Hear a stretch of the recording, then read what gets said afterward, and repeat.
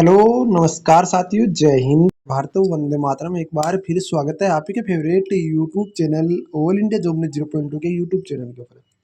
साथियों, आज की इस वीडियो के अंदर मैं आपके लिए बहुत ही अच्छी खबर और बहुत ही आपके पॉजिटिव खबर आपके लिए लेकर आ चुका हूँ। साथियों, जैसा कि आप सबको पता होना चाहिए कि आपका यहाँ पर आरटीआई के अकॉर्डिंग आईटीबी इतने दिन जवाब दे रही थी, वो घुमा फिरा के जवाब दे रही थी। किस तरीके से जवाब दे रही थी आपको पता होना चाहिए कि आपको बोल रही थी हम इसका जवाब नहीं दे सकते, फिर भी हम बता रहे हैं आपको। वो भी बता रहा था नॉर्मली कि 1 अक्टूबर के बाद का है, 1 अक्टूबर तक ही चलेगा, 2 अक्टूबर का भी नहीं चलेगा। ये चीज़ इन्होंने बता दी थी। अब एक क्या हुआ, कल मैंने एक वीडियो बनाया था जिसके अंदर मैंने एक बोल दिया था कि आपने यहाँ पर यदि 10वीं की डिटेल भरी है। देखो, मैंने यहाँ पर वीडियो के अंदर क्या बोला, साफ साफ बता देता हूँ मैं आपको।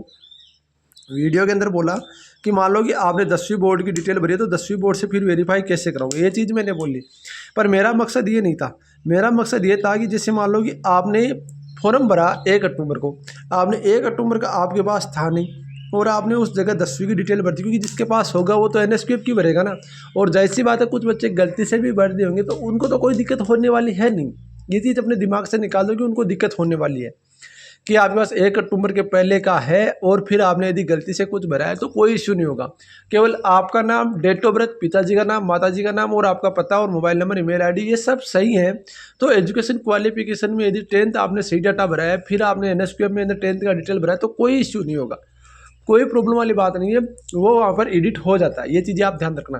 परंतु मेरा बोलने का मकसद ये था, आपको बताने का मकसद ये था कि आप 10th के बोर्ड से कैसे वेरीफाई कराओगे। ये चीज़ मेरा मकसद था कि आपका है ही नहीं, फिर भी आपने यदि आप बनवा लिया तो फिर आप वेरीफाई कैसे कराओगे, ये चीज़ें बोल लेंगे। तो वो चीज़ तो आपके आगे की बात है। चलो बात करते हैं। आज की इस वीडियो के अंदर हम बात करेंगे सारी भर्तियों के लेकर, क्योंकि सभी भर्तियों की अपडेट आईटीबी ने यहाँ पर एक आरटीआई के माध्यम से आपको दी है, जो कि अभी कल के आरटीआई 14/7/2025 की आरटीआई आपके सामने। ठीक है, बात करते हैं इन्फॉर्मेशन अंडर आरटीआई एक आपका act 2005 connection with the constable. आपका देख सकते हो, kitchen service pointer tradesman vacancy, constable animal transport, head constable education station counsellor, sub inspector, head constable telecommunication recruitment 2024 ITB recording. ये चीज़ उन्होंने बोल रखी है। ठीक है, अब ये चीज़ तो इन्होंने बोल दी। अब हमें ये बताओ कि हमारे काम की बात क्या है। बिल्कुल मैं आपके काम की बात ये भी बताता हूँ। देखो, इसमें अंदर क्या बोला गया, इसके अंदर बोला गया द रेफरेंस आपका आरटीआई ऑनलाइन एप्लीकेशन रजिस्ट्रेशन, जो आपका 7/5/2025 को यहाँ पर इसका रजिस्ट्रेशन हुआ था और इसका जवाब अभी आया। ठीक है, 7/7 आपका यहाँ पर 7/7/2025 को हुआ था। The immediately information should be RTI application under the reference does not preparation correction and the vocational human rights पर the solution read the second schedule RTI act 2025। यानी कि ये चीज़ें इन्होंने बोल दिया। मतलब एक एक चीज़ में आपको थोड़ा सा हिंदी अनुवाद भी करके दिखाऊंगा। ये चीज़ें नहीं है कि मैं आपको इंग्लिश में, ऐसे मुझे पता है इंग्लिश में भाई मेरे खुद के समझ में नहीं आता, तो जाहिर सी बात है, क्योंकि आईटीबी की तैयारी करने वाले लगभग 90% 99% बच्चों को समझ में नहीं आता English. ITB become the security in जो ऑर्गेनाइजेशन है in the national expected for the provide the information expected. ये चीज़ return examination computer based test exam, kitchen service pointer wing constable tradesman, head constable education, PT PST sub inspector, PT PST आपका यहाँ पर inspector, head constable, constable telecommunication and constable driver recruitment 2024। इसके अंदर एक भर्ती का आपका जिक्र नहीं किया गया, वो जिक्र नहीं किया गया मोटर मैकेनिक का, क्योंकि मोटर मैकेनिक की भर्ती का पता नहीं इन्होंने क्या करना चाहते हैं। मोटर मैकेनिक की भर्ती का कहीं जिक्र नहीं हुआ इसके अंदर। ठीक है, ये चीज़ें मैं बता रहा था, तो हो सकता है छूट गया होगा, वो उनके ऊपर है, या फिर आरटीआई के अंदर पूछा नहीं गया होगा, वो बात अलग है। अंडर आपका देगा जो conversion detail advertisement ITP upload recruitment website करेक्टफुल, यानी आप आईटीपी की वेबसाइट पर आपको करेक्ट एनी केस आप इस ऐसा आरटीआई से यदि आपका यहाँ पर सेटिस्फाई नहीं हो तो आप यहाँ पर 30 दिन के अंदर आप सेकंड अपील कर सकते हो। ये चीज़ उन्होंने बोली है। अब थोड़ा सा मैं हिंदी अनुवाद करके आपको दिखा देता हूँ ताकि आप सबके समझ में आ जाए दोस्तों। अब देखो, हिंदी अनुवाद में आपके सामने लेकर आ चुका हूँ। हिंदी अनुवाद के अंदर क्या बोल रखा है, जो आईटीबी के बारे में, ये चीज़ तो छोड़ो। आईटीबी कांस्टेबल रसोईया, ये चीज़ उन्होंने बोल रखी है।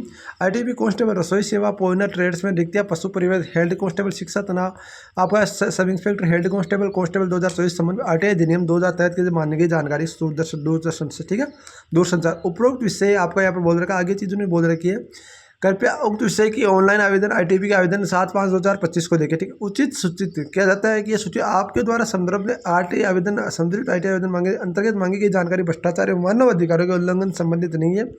आरटीआई अधिनियम 2005 में दूसरी अनुसूची के साथ पाठित धारा 24(a) के अनुसार आईटीबीपी राष्ट्र सुरक्षा का एक संगठन के नाते भ्रष्टाचार, मानव अधिकार उल्लंघन आरोपों को छोड़कर कोई भी जानकारी प्रदान करने के लिए मुक्त है। तथापि यह सूचित किया जाता है कि कांस्टेबल रसोई सेवा, पोइनर कांस्टेबल, आपका जो पशु, जब भी आपकी भर्ती होती है उनकी लिखित परीक्षा, कंप्यूटर आधारित परीक्षा, सब इंस्पेक्टर, हेड कांस्टेबल दूर, इनकी पीटी पीएसटी प्रक्रिया विचाराधीन है, यानी कि आपके विचार कर रहे हैं, ये नहीं है कि आपका छोड़ दिया गया है, विचाराधीन है, इनकी सूचना दी जाएगी। इन भर्तियों की रिक्तियाँ संबंधित आईटीबीपी की वेबसाइट के ऊपर आपको पहले अपलोड कर विस्तृत जानकारी यहाँ पर देखने को सलाह दी जाती है, ठीक है। यदि उससे संतुष्ट नहीं है तो आप अपीलीय प्राधिकार, मतलब ये चीज़ उन्होंने बोल रखा है कि आपका यहाँ पर विचाराधीन ये सब कुछ है, तो आपकी जल्द एग्जाम्स कंडक्ट होगी, जल्दी सब कुछ होगा। मैं तुझे कुछ आपको ऑथेंटिक जो आपकी डाउट्स हैं वो क्लियर कर देता हूँ।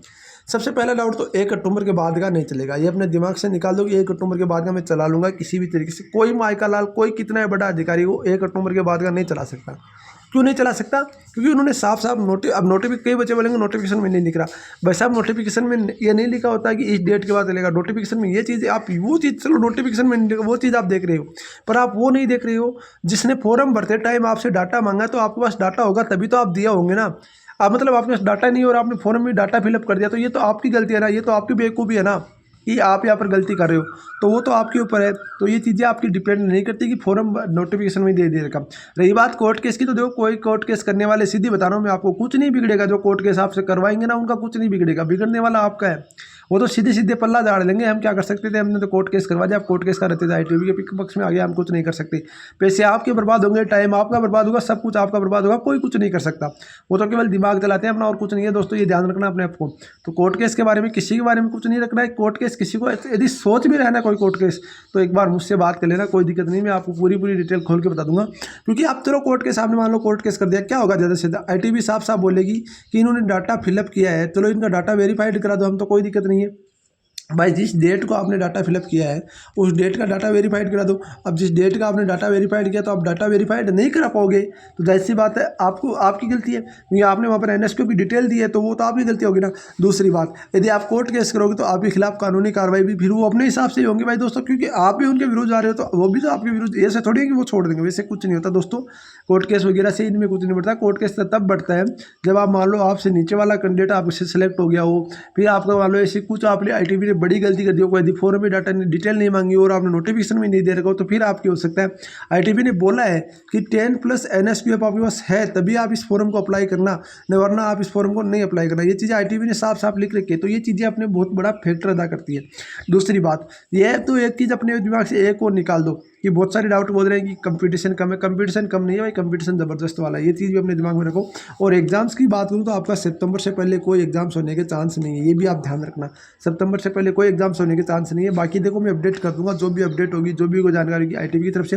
रही बात, आपके लिए नोट्स लेकर आ चुका हूँ, नोट्स की पीडीएफ में आपको दिखा देता हूँ। नोट्स कैसे परचेज करना, वो भी नोट्स का पीडीएफ देख लेना आप सबसे पहले।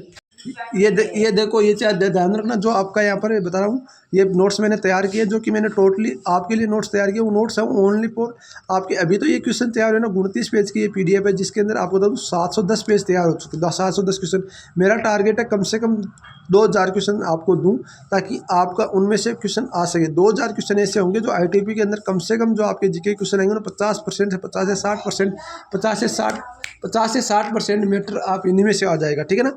अब देखो ये नोट्स कौन कौन से मिलने वाले, जीके के आपके नोट्स मिलेंगे, मैथ के मिलेंगे और हिंदी के मिलेंगे। टोटली 149 में आपको नोट्स मिलने वाले हैं। 149 कैसे करना है, तो आपको यहाँ पर मैं नंबर दे रहा हूँ, उस नंबर पे आपको फोन पे, स्क्रीनशॉट, गूगल पे, जो भी आपको करना है वो कर दीजिए और आपको तुरंत नोट्स प्रोवाइड हो जाएंगे। नोट्स के अंदर बात करूँ तो नंबर लिखिए 90 24 65 47 85। इस नंबर पे आप व्हाट्सअप करोगे, आपके पास डेमो भी आ जाएगा, कोई दिक्कत नहीं है। यहाँ पर 5 है, ठीक है ना, यहाँ पर 5 है न, डेमो भी आपके पास आ जाएगा और नोट्स भी आप इस तरीके से, कोई दिक्कत नहीं है। ऐसे नोट्स हैं जो मैंने आपके आईटीबी में आए हुए पर्सन है, वही मैंने आपको यहाँ पर कलेक्ट किए, तो आप देख सकते हो पूरे के पूरे।